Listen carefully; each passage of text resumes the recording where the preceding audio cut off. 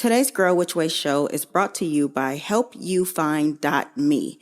HelpYouFind.me is what you can also think of as your very own secure If I Go Missing file. It's a way to bring you back to those you love as quickly and safely as possible. We can never be too safe out here, and we hope you never need this tool, but if you do, you'll be so glad that you had it. With plans starting at just $20 for the whole year, everyone should be protecting themselves. Visit them at helpyoufind.me and use code Shalia HYFM20. That's Shalia, help you find me 20, but HYFM20 to save an additional 20% off of your peace of mind. And make sure you tell them the Girl Which Way sent you.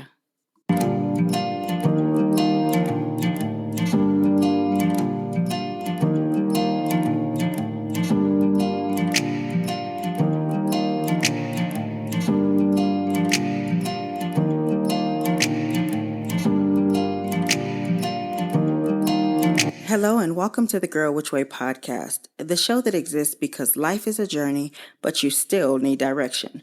Grab your tribe and get ready, because each episode we'll be talking about our real life issues, answering questions, and building solid relationships with one another as we heal and learn.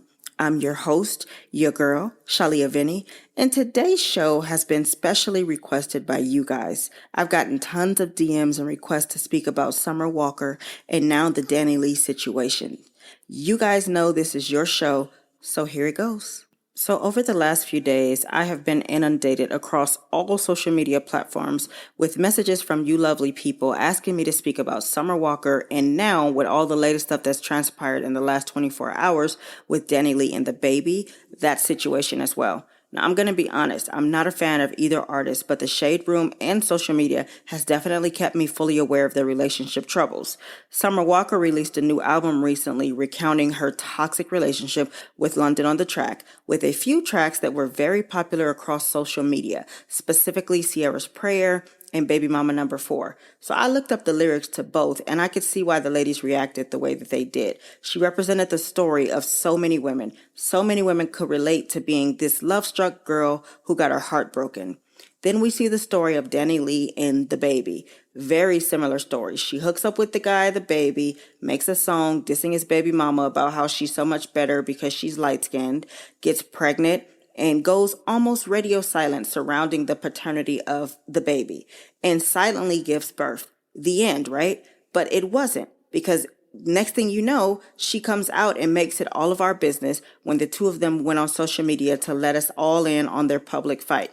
They argued, they cursed each other out. He kicked her and their newborn baby out of the house in the wee hours of the morning. He publicly told her how little she meant to him and that she was never special to him. He said, and I quote, "You were never anything more to me than my side bitch," while calling her cuckoo for Cocoa Puffs, insinuating that she was crazy.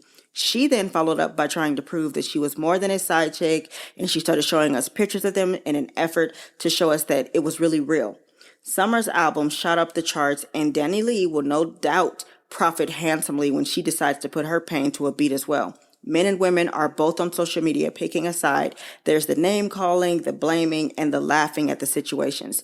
Women have made the Sierra's Prayer song a new national anthem, and while it is beautiful, I'm here to take it a step further. Because if we're going to watch people's lives fall apart in front of our very eyes, we must also learn from their situations and not just use them as gossip and something to talk about. So if you're ready, let's dive deeper. Now, when we look at Summer Walker and London on the Track, we see a guy who doesn't have the best track record. Summer spoke before about trying to get him to see his other children. You know, he had 3 by multiple women before getting with Summer. She speaks about how the other women are bitter and called his family situation ghetto.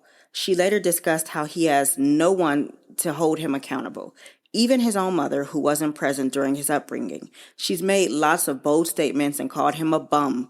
This happens so much more than I'd like to see, and ladies, we have got to do better, because if you pay attention, the red flags were waving in the wind and there were red lights flashing bright and full, and she still decided to bypass them all.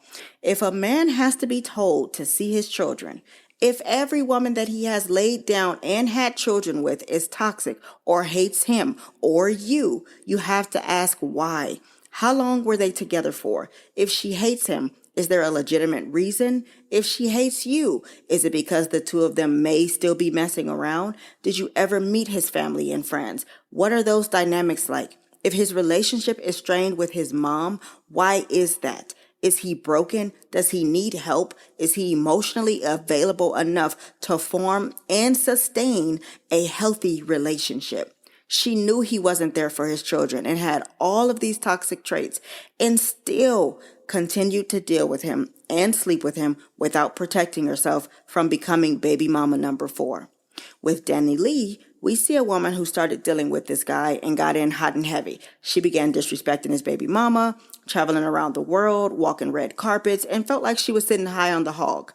Now we see it all come crashing down live for us all to witness. How a man interacts with his ex, specifically the mother of his children, is hugely important. Whether they stay together or not is not the issue. The issue is that he treats her with respect always. One of the ways for the man to respect her is to not let anyone else disrespect her. That includes you. The song that she released never needed to be made. Given all the interactions that happened between the two women, it was in poor taste for that to happen.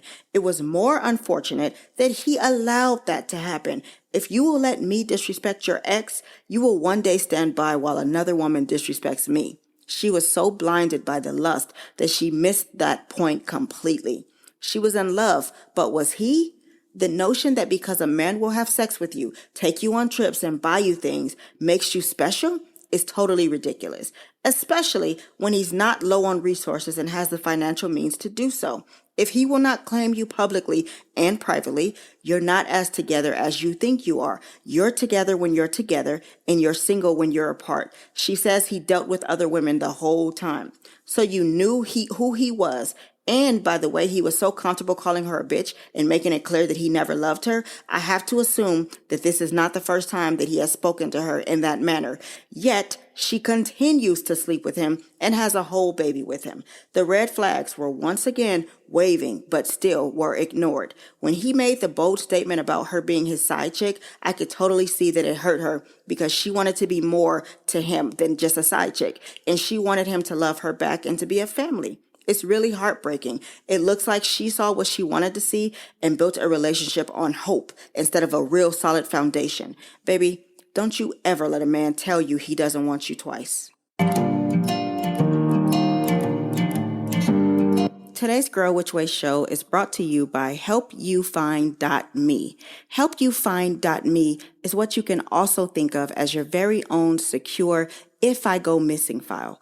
It's a way to bring you back to those you love as quickly and safely as possible. We can never be too safe out here, and we hope you never need this tool, but if you do, you'll be so glad that you had it. With plans starting at just $20 for the whole year, everyone should be protecting themselves. Visit them at helpyoufind.me and use code Shalia HYFM20. That's Shalia, help you find me 20, but HYFM20 to save an additional 20% off of your peace of mind. And make sure you tell them the Girl Which Way sent you. So we've been talking about the Summer Walker and DaniLeigh and the baby situations and how their respective relationships have blown up in their faces. Such relatable stories with very familiar outcomes for so many women.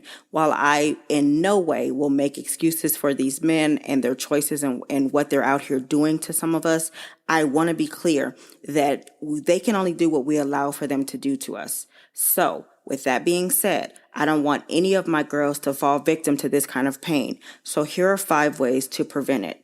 Number 1, watch him. Stop spoon feeding the answers to your puzzle.